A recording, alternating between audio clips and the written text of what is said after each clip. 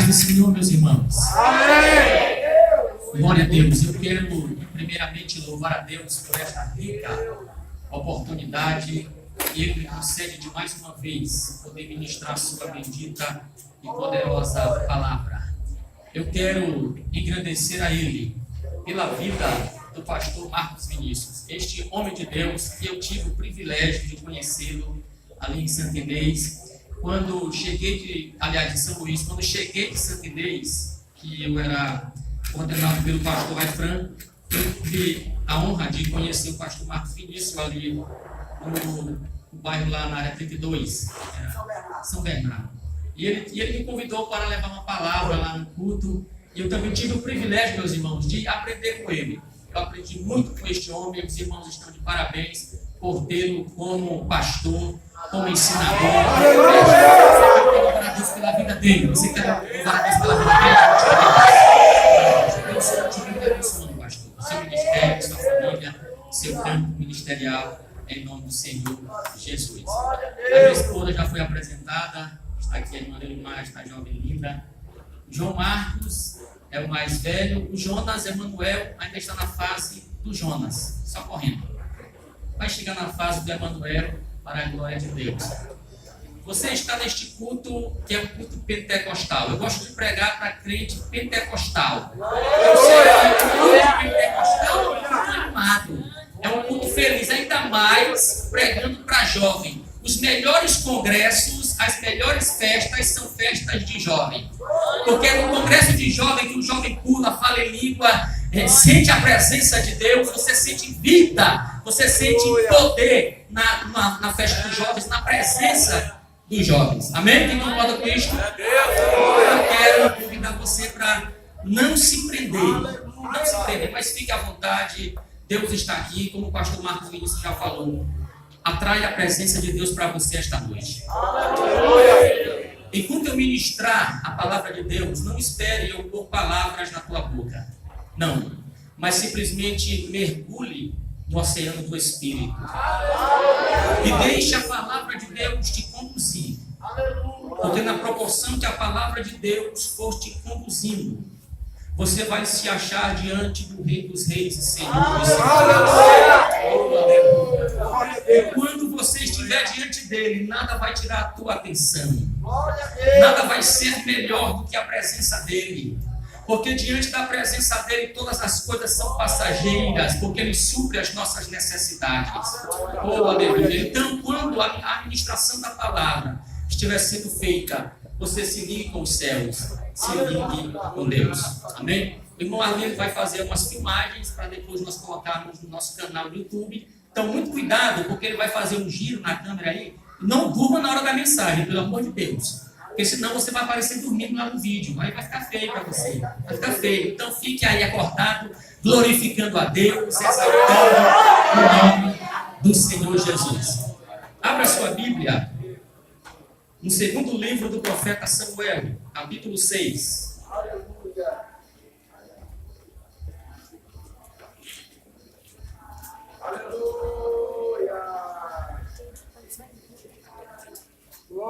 Segundo livro que recebeu o nome do profeta Samuel, capítulo 6, versículo 1 e versículo de número 2. Antes de ler a palavra do Senhor, eu sei que em um retiro tem a gincana, não é isso, pastor Marcos? Tem a gincana? Tá pegado? Quem está ganhando? Não pode dizer, né? Não pode dizer, né? Mas eu estou vendo aqui a equipe Geração Eleita. Tem alguém aqui da Geração Eleita? Tem? Mas, Guerreiros de Hebron, cadê? Tribo de Judá. Esse negócio aqui tá bom. Rapaz, glória a Deus. Então nós vamos fazer aqui um desafio, amém? Amém? Então nós vamos fazer aqui uma leitura. Nós vamos ler apenas 2 versículos, 1 e 2. Quero saber qual é a equipe que está mais forte, mais vibrante aqui. Vamos começar com a Geração Eleita. Você vai ler aí na sua versão, segundo livro do profeta Samuel, capítulo 6, versículo 1 e versículo 2. Agora leia alto e bom som, tá? A equipe vai ler, somente a equipe Geração Eleita. vai ler esses dois versículos. Vamos lá no tempo 3. Vamos ficar de pé, rapaz. Isso aqui é organizado. Vamos ficar de pé. Olha, rapaz. Gostei. Vamos lá no tempo 3, para vocês começarem a ler. Ok? Se preparem. Geração eleita. Vamos lá. No tempo 3. Deixa eu comediar. É uma disputa. Eu não sei se vai valer ponto, mas vamos lá. Tempo 3. 1, 2, 3. E todavia juntasse todo o escolhido de Israel, em número de 30.000. Levantou-se Davi e partiu com todo o povo que tinha consigo para Judá, para levar dali para cima a árvore de Deus, sobre a qual se invoca o nome do Senhor dos Exércitos, que se assenta entre os querubins. Glória a Deus. Amém. Rapaz, estou bem sincronizado, né? Muito bem, foi a primeira. Vamos ver a segunda. Guerreiros de Hebron, cadê? Isso, rapaz. Cuidado com o versículo aí, que parece que no versículo tem um trava-língua, que às vezes vai travar a língua aí, se você não ler com atenção, vai atrapalhar toda a leitura da equipe, tá bom? Vamos lá, tempo 3, se preparem. 1, 2, 3. E todavia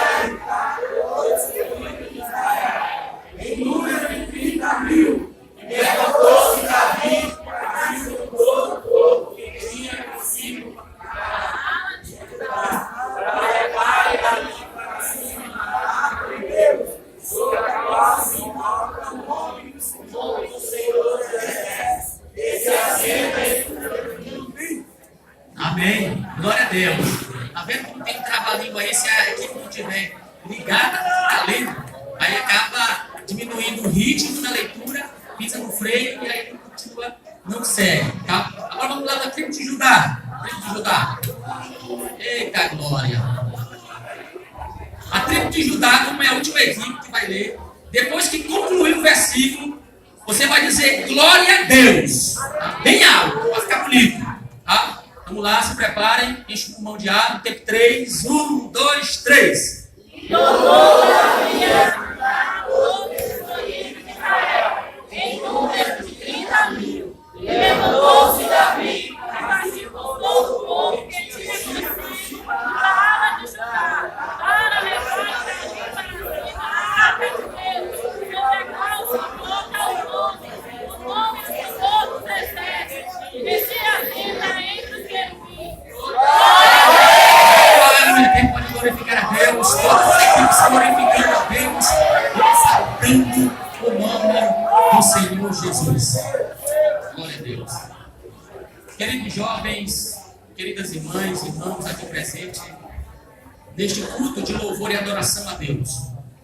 O texto que nós acabamos de ler, e que por sinal, a lemos por 3 vezes, fala-nos da primeira ação de Davi, quando começa a reinar em Israel. A primeira ação de Davi, quando começa a reinar em Israel, foi de resgatar, trazer de volta a Arca de Deus. A Arca de Deus havia sido levada ainda no período dos juízes. Havia mais ou menos 20 anos que a Arca estava distante de Israel. Agora Davi assume o trono. Davi começa a reinar. E Davi percebe que a responsabilidade que caíra sobre os seus ombros é muito grande. Davi então decide ir até Kiriat Jearim e trazer a arca que estava na casa de Abinadab, sob os cuidados dele e também sob os cuidados de seus 2 filhos, Aior e Uzá. Quando o Davi vai em busca da arca, nós entendemos que Davi não queria, perceba, Davi não queria reinar sozinho.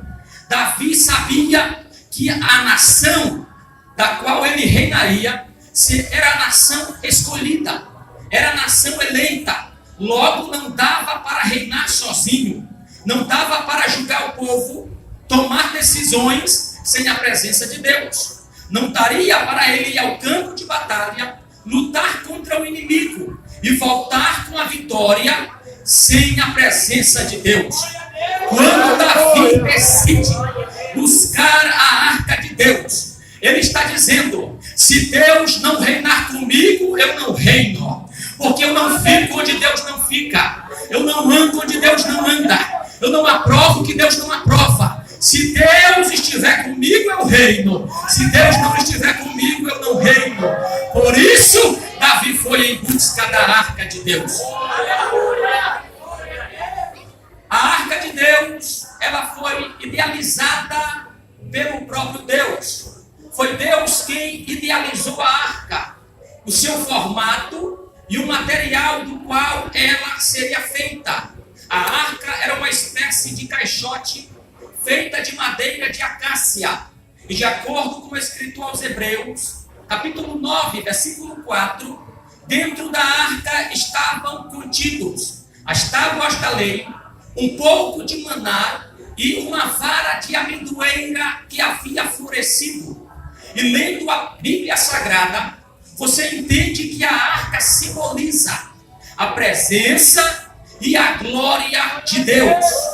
A arca simboliza a presença e a glória de Deus, conforme está registrado no livro de Números, capítulo de número 10. A Bíblia diz que quando a arca pousava, Moisés dizia: levanta-te, Senhor, e dissipados sejam os teus inimigos, e fujam diante de ti os que te aborrecem. Quando Moisés colocava a arca no chão, ele dizia: volta, Senhor, para os muitos milhares de Israel, porque a arca simbolizava a presença de Deus.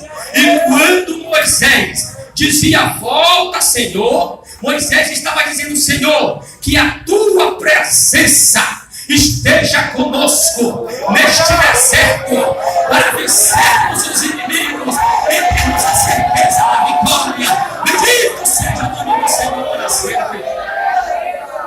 Quando Davi decide buscar a arca, Davi não queria que o seu reinado fosse marcado pela sua riqueza.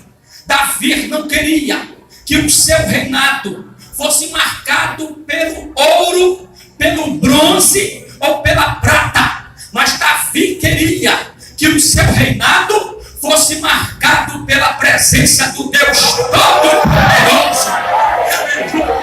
O que isso quer dizer, irmão Marcos? Isso quer dizer que o teu ministério, a tua chamada, ela não deve ser marcada pela tua intelectualidade, não deve ser marcada pelas tuas bonitas vestes, mas deve ser marcada pela presença do Deus Todo-Poderoso, para que quando você cantar, Deus se manifeste no meio da congregação, para quando você pregar, Deus derrama do seu Espírito Santo, porque a presença dele é que é a prioridade. Oh, quem está entendendo isso, levanta a mão e glorifica Deus. Davi não teve como prioridade formular ou planejar uma estratégia para vencer o inimigo. Davi não teve como prioridade acabar com a fome do seu reinado ou acabar com os miseráveis que lá existiam. Negativo. Davi teve como prioridade a presença de Deus. Davi queria que quando os seus súditos olhassem para ele, olhassem para o seu reinado, ou quando lembrassem dele na história, lembrassem dele como um rei que valorizou a presença de Deus.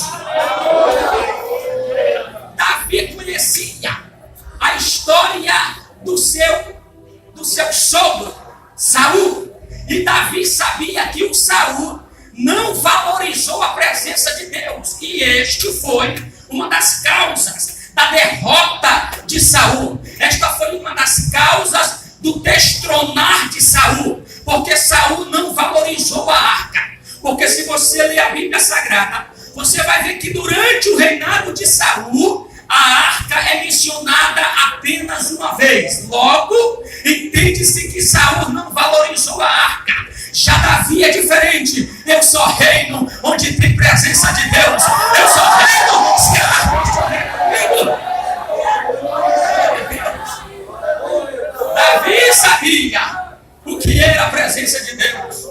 Nós estamos vivendo em um período, em um tempo, em uma era, em uma época em que muitos crentes não entendem, não compreendem o que é a presença de Deus, porque muitas vezes estamos na igreja, sabemos, ou pelo menos deveríamos saber, que Deus está ali, que a presença de Deus está ali, e muitas vezes nós não nos apercebemos, muitas vezes nós ficamos aéreos, com comentários, com conversas, mexendo em celular, não entendemos, não compreendemos que Deus está naquele lugar, que a presença de Deus está naquele lugar. Mas eu compreendo esta noite que os irmãos que a questão de Cachoeira Grande compreendem que Deus está aqui, e se Ele está aqui, se a presença dele esta noite, se a glória do Espírito seja tocado pela presença dele agora.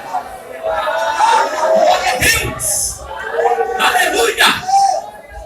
Quando nós olhamos para a Bíblia Sagrada, quando nós olhamos para o Antigo Testamento, você vai ver que no Antigo Testamento existiram homens que sabiam o que era a presença de Deus, homens que não abriam mão da presença de Deus. Eu quero citar apenas um do Antigo Testamento.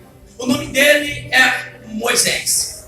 Moisés tinha tanta comunhão com Deus, Moisés sabia o que era a presença de Deus, que o próprio Deus vai dar testemunho dele para Miriam e para Arão. Deus vai dizer com Moisés: eu falo face a face. Com Moisés, eu não falo com ele com visões, eu não falo com ele por revelações, eu não falo com ele com sonhos. Com ele, eu falo face a face. Bendito seja o nome do Senhor. Moisés sabia o que era a presença de Deus. Não, ninguém enganava Moisés, ninguém enganava ele, porque alguém poderia dizer: será que é Deus? Será que não é Deus? Moisés sabia dizer se era Deus ou se não era Deus. Ninguém enganava Moisés, nenhum movimento enganava Moisés. Será que é Deus que está fazendo? Moisés sabia, porque ele sabia o que era a presença de Deus. Aí quando você chega no capítulo de número 33 do livro do Êxodo, Deus chama Moisés e diz: Moisés, é o seguinte, o povo é rebelde, o povo é de dura cerviz, eu não vou com o povo, porque se eu for com o povo no deserto, eu vou matar eles. A minha presença, escute, a minha presença não irá convosco, mas eu, diz Deus, mandarei um anjo que vai aniquilar os inimigos, e eu vou cumprir o que eu prometi, porque Deus não é homem para que minta, e nem filho do homem para que se arrependa. Quando ele promete, ele cumpre. Eu vou mandar o anjo, vai derrotar os inimigos, e eu vou dar para vocês a terra que mana leite e... Essa foi a proposta de Deus para Moisés. Só que, para quem sabe o que é presença de Deus, escute isso, dobre a sua atenção para você entender. Aquele que sabe o que é presença de Deus, com ele não tem negociação. Com ele não tem negociação. Você não negocia com aquele que sabe o que é presença de Deus.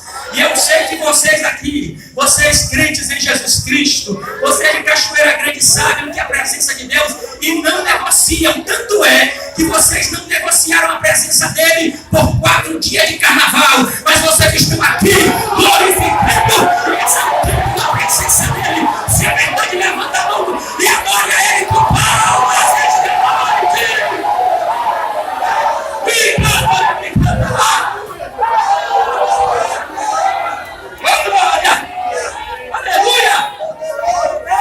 Moisés não abria a mão da presença de Deus por nada.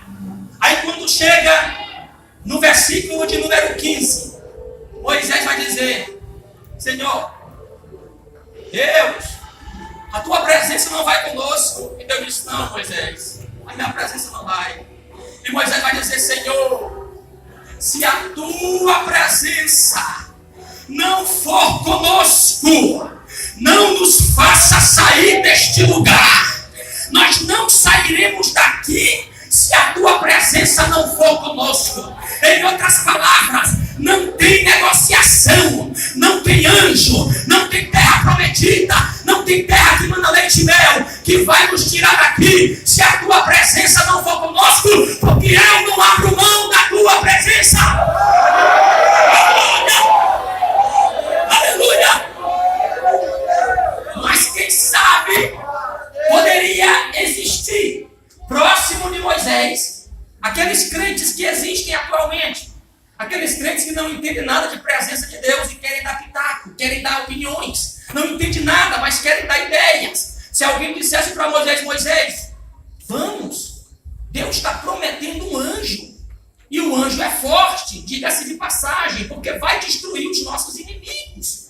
Moisés, a terra que ele vai nos dar é boa, mana, leite e mel. Que conversa é essa? Que nós não vamos sair do deserto se a presença dele não for. Se alguém porventura falasse isso, ou interpelasse isso para com Moisés, Moisés diria: presença de anjo não é a presença do Deus Todo-Poderoso. A presença de anjo não substitui a presença dele. Eu sei o que significa a presença dele. É a presença dele que abre o mar vermelho. É a presença dele que faz águas amargas tornarem-se doce. É a presença dele que faz pão cair do céu. É a presença dele que faz água sair da rocha. É a presença dele. Glória! Quem entende, quem entende isto? É a presença dele, é a presença dele, é a presença dele. Uma terra que manda leite e mel não é capaz de substituir a presença do meu Deus. E eu fico triste e assustado quando eu ouço que alguém se afastou da igreja, que alguém saiu da presença por causa de um comentário, por causa de um disse-me-disse, por causa de um falatório. Eu fico triste. Perceba que Moisés não abriu mão da presença, nem mesmo por uma terra que manda leite e mel.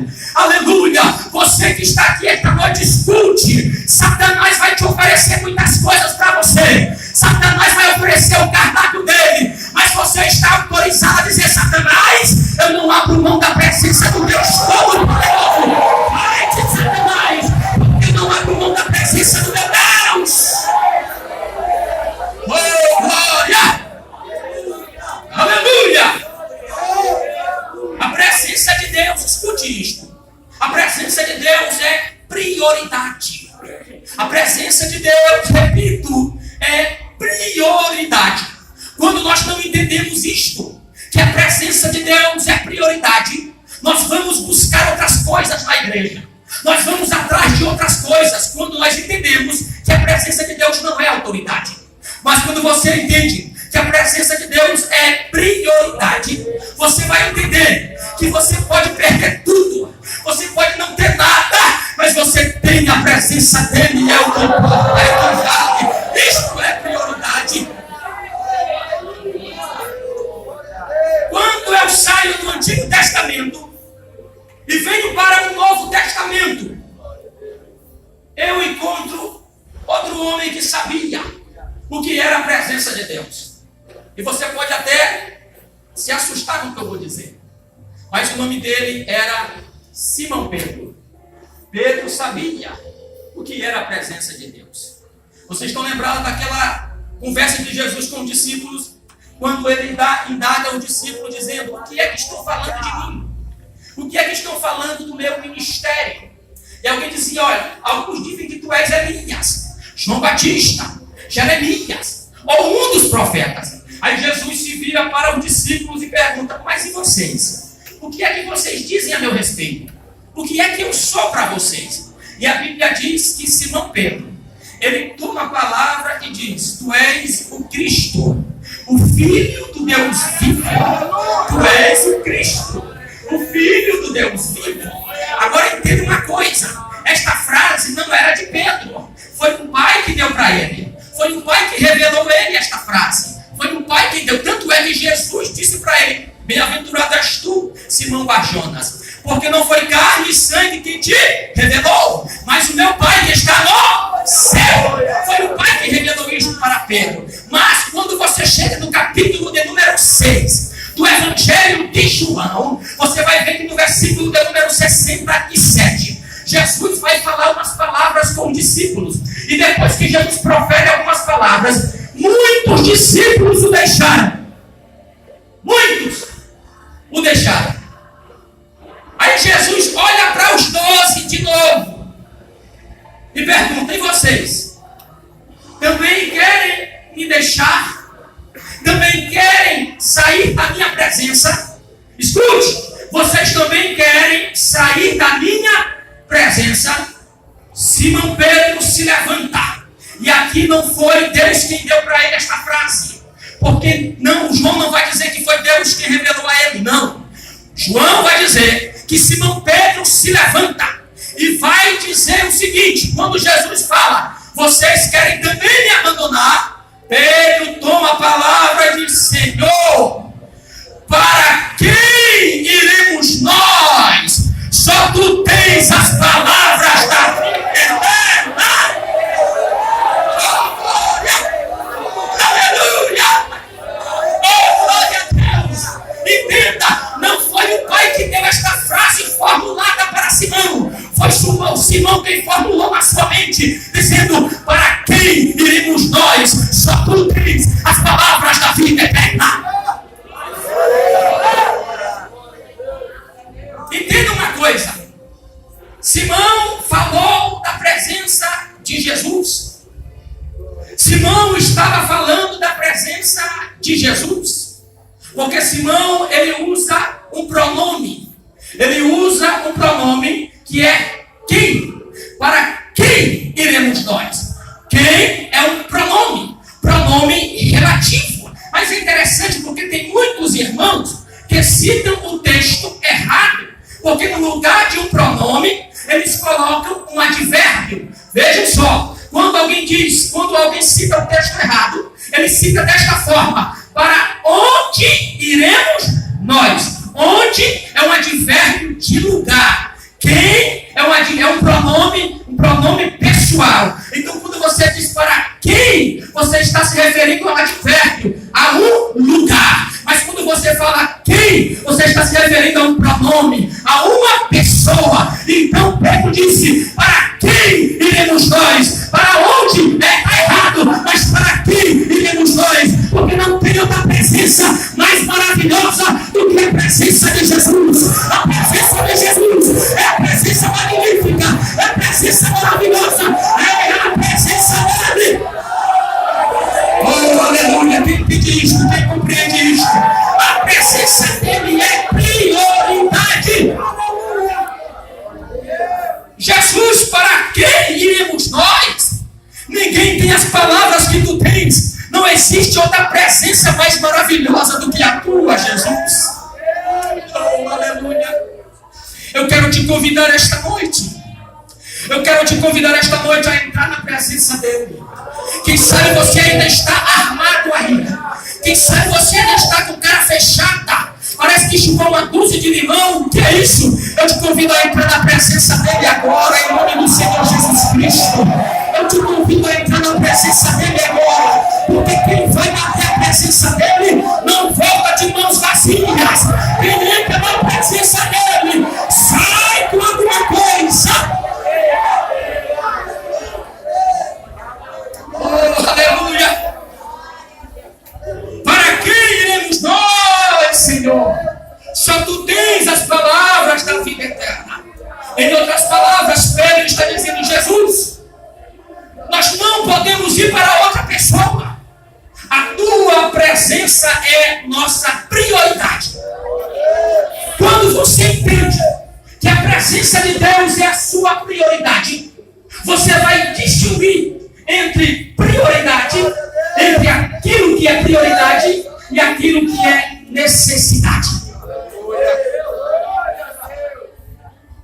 Quando você entende que a presença de Deus é prioridade, você vai saber fazer a diferença entre prioridade e necessidade.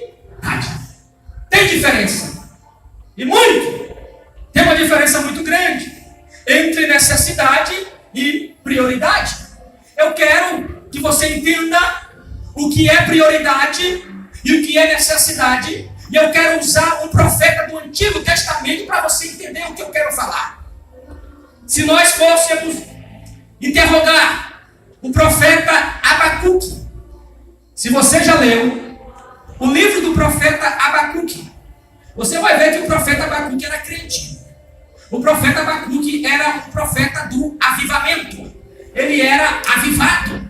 Foi o profeta Abacuque quem vai orar: aviva ao Senhor a tua obra. O profeta Abacuque, ele conhecia Deus. O profeta Abacuque, ele sabia o que era a presença de Deus. E ele sabia que a presença de Deus na vida dele era prioridade.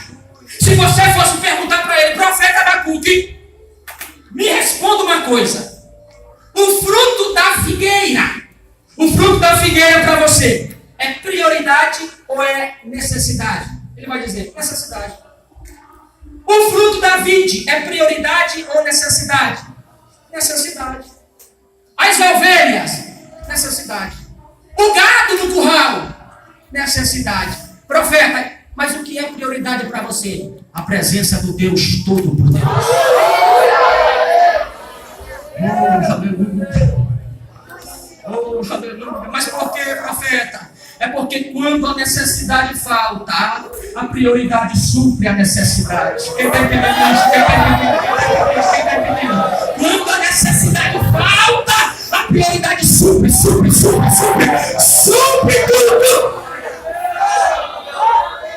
Marcos, não entendi. Agora vai entender. Abacuque capítulo 3. Ainda que a figueira não floresça, ainda que não haja fruto na vide, ainda que o produto da oliveira minta, e dos campos não haja mantimento, ainda que as ovelhas sejam exterminadas, e no curral não haja gado, todavia eu tenho a presença dele, eu me alegrarei no Senhor, exultarei no Deus da minha salvação. Só tem que compreender isso. Levanta a mão e glorifica a Deus. Aleluia! Oh, glória a Deus! Vamos aprender com o profeta Abacuque. O profeta Abacuque sabia que se a prioridade dele fosse o fruto da figueira, quando a figueira não desse fruto, ele se frustraria e poderia tirar a sua vida. Se as ovelhas fossem a prioridade dele, quando alguém roubasse as ovelhas dele, ele ficaria frustrado e poderia tirar a sua própria vida. Mas como ele tinha Deus como prioridade, ele está dizendo: pode faltar o figo, pode faltar a uva, pode faltar a ovelha, pode faltar o gado, mas jamais pode faltar a presença do Deus Todo-Poderoso. Jamais pode faltar. Ei, jovem, pode faltar o namorado, pode faltar o amor do pai, o amor da mãe, pode faltar a faculdade, pode faltar a graduação, mas não deixe faltar a presença dele. Não deixe faltar a presença do Deus Todo-Poderoso. Ei, glória! Aleluia! Oh, glória a Deus!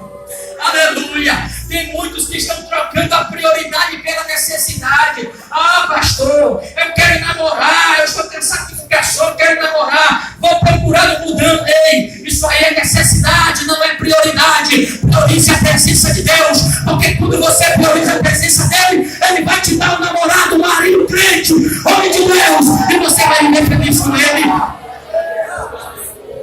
Porque a prioridade supre as. Vocês estão aprendendo? A prioridade supre as necessidades. Glória a Deus. Oh, aleluia. O profeta Abacuque sabia muito bem disso. É por isso que ele não se desespera. Observe que ele está usando a figura de um lavrador, de um fazendeiro, de um agricultor, porque ele fala do campo, ele fala da roça, mas também fala da fazenda, fala das ovelhas, fala do curral, fala do gado. Ele está dizendo: podem me levar tudo, pode me faltar tudo. Ele vai dizer no capítulo 3: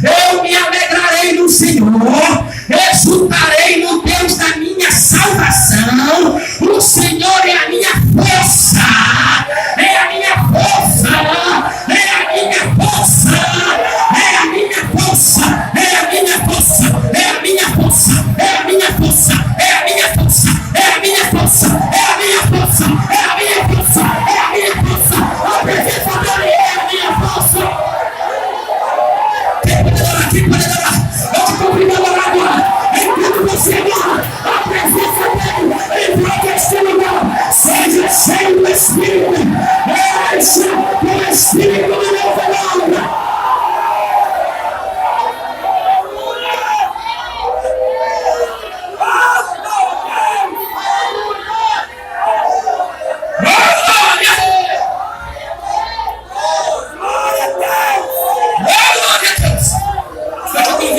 Eu te convido a adorar.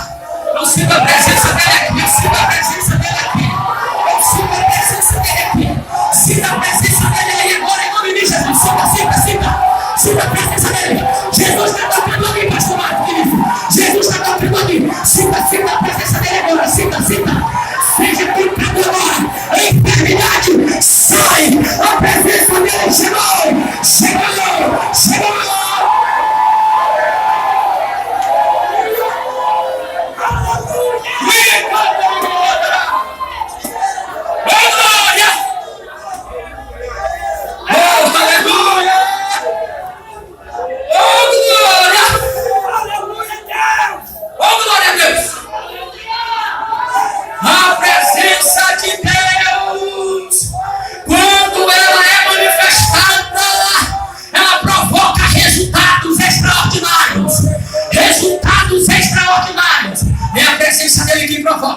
É a presença dele quem provoca. Não é o pregador que provoca.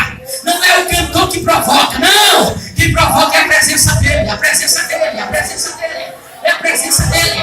Oh, glória a Deus. Aleluia. Oh, glória. O pregador pode até falar bonito. Pode ter até uma boa oratória. Uma boa retórica. Mas se não tiver presença, não tem nada. Mas se tem presença de Deus, não sabe nem falar bonito. Nós temos se manifestar no meio da igreja. Oh, glória. Oh, aleluia. A presença, escute-me. A presença de Deus traz resultados. Quando você chega no livro do Gênesis, no capítulo de número 28, você vai ver que o mentiroso Jacó está fugindo do seu pai, está fugindo da sua mãe, está fugindo do seu irmão. E de repente o Jacó se encontra no deserto. E estava à noite. O Jacó queria dormir. O Jacó, então, muito inteligente, mentiroso, mais inteligente. Ele então pega uma pedra, diz a Bíblia, e ele usa a pedra como travesseiro. Ele usa a pedra como travesseiro. O Jacó era inteligente. Ele sabia que durante o dia era um sol escaldante e à noite era um frio insuportável. E a única coisa no deserto que estava quente à noite eram as pedras, porque absorvia o calor do sol durante o dia. Por isso que ele usou uma pedra como travesseiro. Então, quando a cabeça dele é posta sobre a pedra, a sua cabeça aquece. E quando a sua cabeça aquece, logo todo o seu corpo também aquece. Diz a Bíblia que o Jacó dormiu tão bem que até teve um sonho. Até sonhou. E o sonho de Jacó foi que Jacó viu uma escada enorme. O topo dela estava no céu e os pés dela estavam na terra. E o Jacó disse que ele via anjos de Deus que subiam e desciam por ela. Os anjos subiam e desciam por ela. Os anjos subiam e desciam por ela.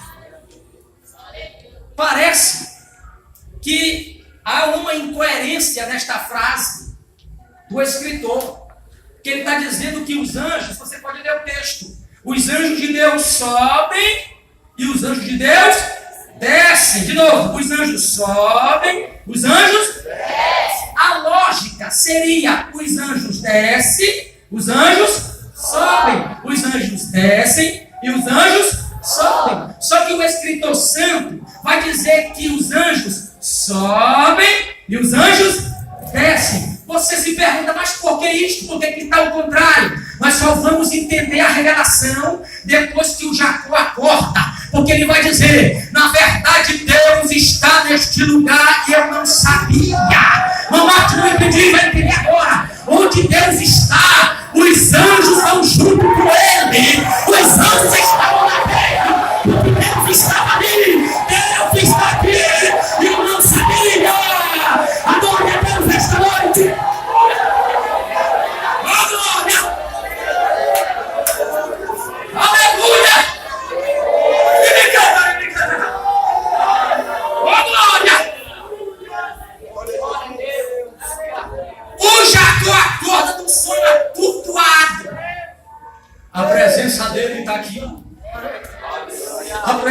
dele, tadinho. Jacó não sabia, mas já acordou crente. Já acordou crente, porque ele vai dizer assim: se o Senhor for comigo nesta viagem, me dê pão para comer, roupa para vestir, me levar em paz e me trazer em paz, o Senhor será o meu Deus, e eu vou pagar o dízimo de tudo que possuo. Ele não sabia, mas a presença de Deus já transformou ele em um crente,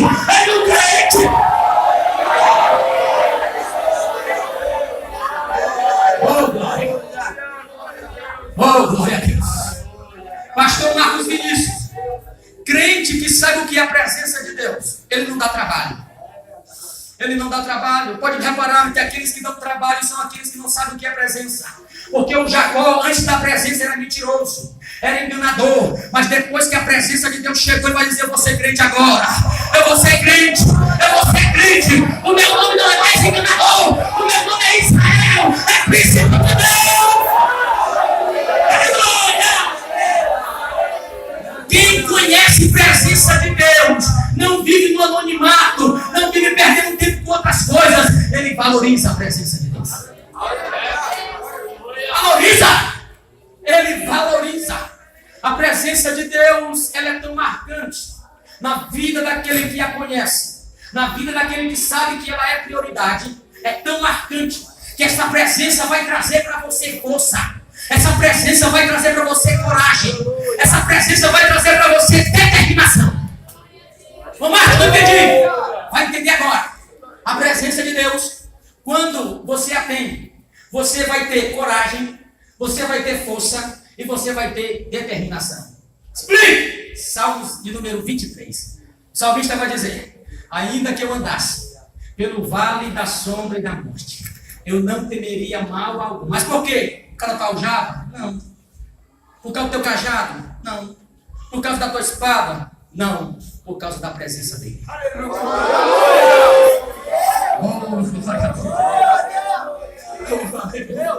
Ainda que eu andasse pelo vale da sombra e da morte, eu não temeria mal algum, porque tu estás comigo.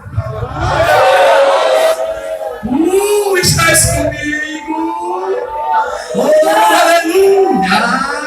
Quem sabe estão te ameaçando. Quem sabe tomaram aquilo que era teu. Ei, não adianta, não precisa puxar o facão, a peixeira. Confia na presença dele. Porque com a presença dele, você não teme, você não teme, você não teme. Você passa o vale da sombra e da morte. Porque a presença dele te traz força, te traz coragem e te traz determinação. Quem compreende isso, levanta a mão e se não do Espírito de Deus.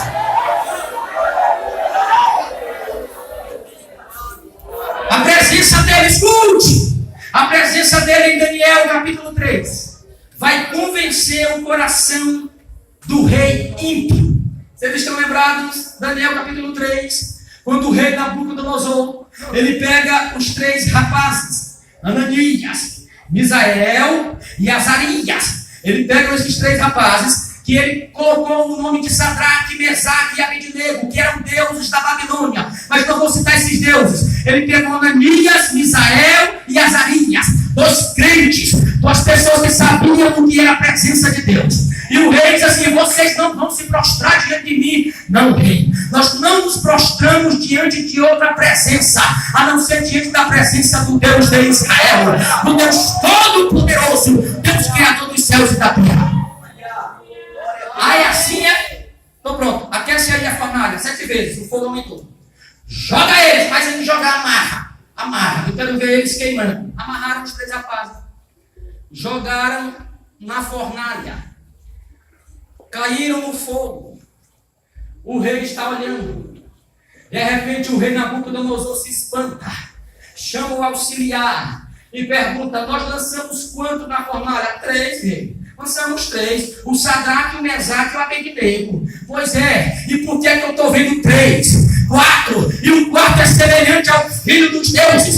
O 4 está lá com eles, e eles estão andando no meio do fogo. Tira eles, Rogério! Tira!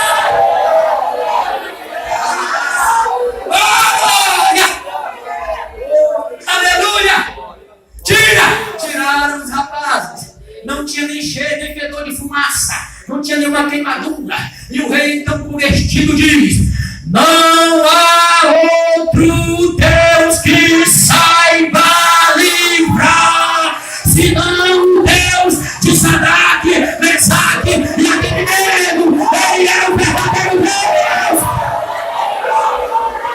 Glória! Fique de pé em nome do Senhor Jesus. Quando o rei viu a presença de Deus com os 3 rapazes, o rei não teve dúvida. Esses 3 são diferenciados. São diferenciados. Há um diferencial nesses 3. Escute uma coisa, jovem.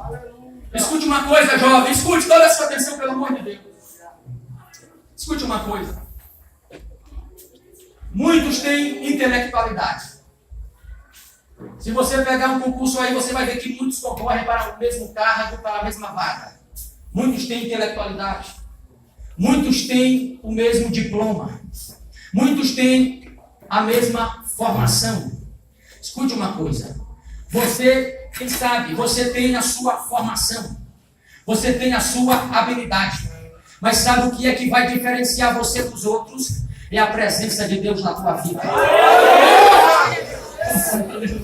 E eu vou dizer para você: quem tem a presença dele está sempre na frente. Está sempre na frente, sempre na frente, sempre na frente, sempre na frente. Faraó, vamos atrás do filho de Israel, vamos. Eles corriam, mas os filhos de Israel estavam um dia na frente dele. Um dia na frente, por quê? Porque quem tem presença de Deus está na frente.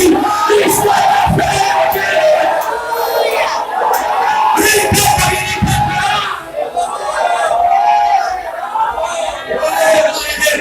Aleluia.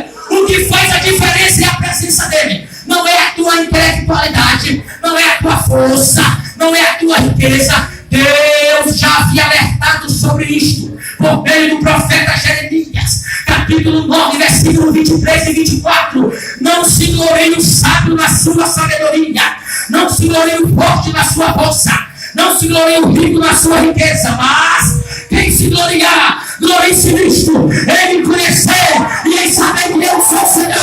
Eu sou o Senhor. O segredo da tua vitória não é a tua força, não é a tua riqueza, não é a tua sabedoria. O segredo é a presença dele. A presença dele. Segura na mão dele, irmão, agora. Segura na mão dele, da direita e da esquerda. Cadê aquela dupla que cantou? Aquela dupla. Irmão ali que cantou no começo. Isso, o senhor que cantou. Cante aquele mesmo hino. Claudivan e Gabriel. Escute, eles vão cantar. Oh, aleluia. Oh, aleluia. Eles vão cantar. Oh, glória a Deus. Ao meu sinal eles cantam. Ao meu sinal eles cantam. Oh, glória a Deus. Eu sinto a presença de Deus aqui. Eu sinto a presença dele. Deus vai marcar este culto. Eu sei que não vai ter vigília essa noite. Mas Jesus vai começar a renovar a frente agora, pastor Marcos. Vai renovar a frente agora. Você que não falava mais em línguas já começa a falar. Seja cheio do Espírito agora. Você que não é batizado vai ser agora. Fale em línguas agora. Em nome de Jesus. Seja cheio do Espírito. Segura na mão do teu irmão. E adore. Enquanto a presença dele. Enquanto a presença dele. Ele vai cantar. E Jesus vai batizar esta noite.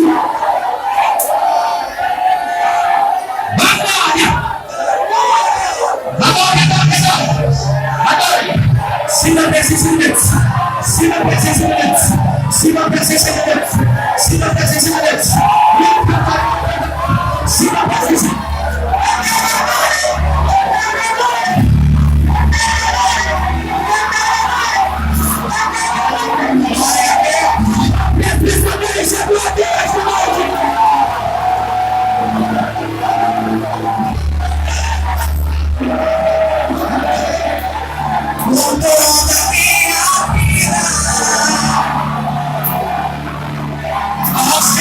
Senhor,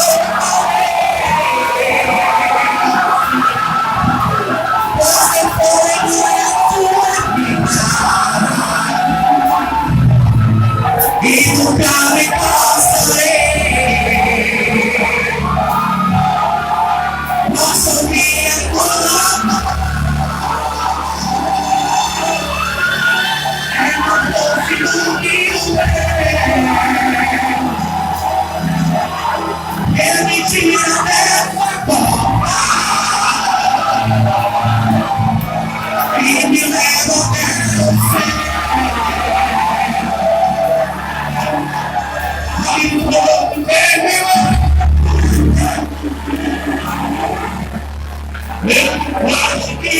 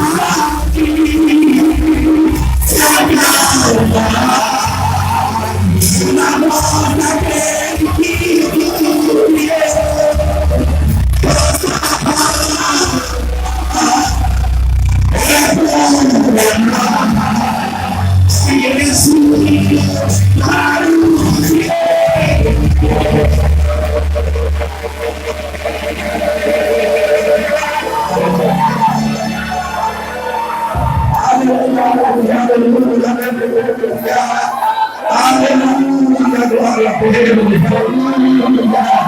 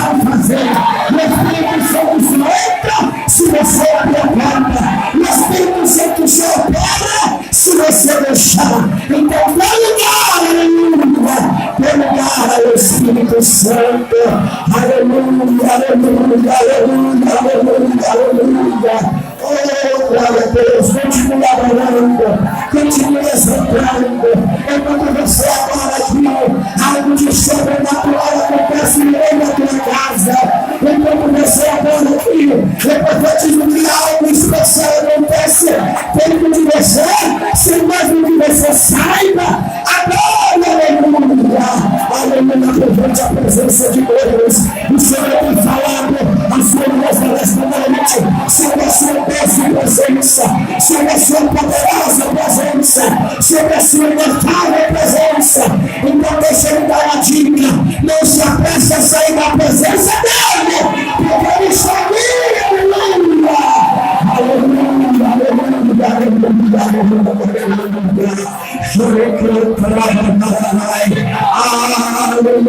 bendito e exaltado seja o nome do Senhor. Aleluia, graças a Deus. Aleluia, graças a Deus. Nós iremos continuar o trabalho e você continua adorando. Você está aqui. Guarde o que você tem recebido.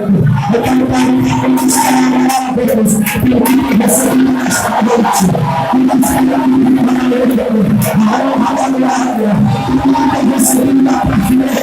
levante a mão, minha filha, você vai ver o povo da tua terra, minha filha, você vai ver o povo da tua terra, não foi na minha casa, você teve um momento de retiro, não foi coincidência, você teve um momento de retiro, Deus marcou de enquanto aparecer, porque Ele quer causar uma revolução na tua vida, Ele vai!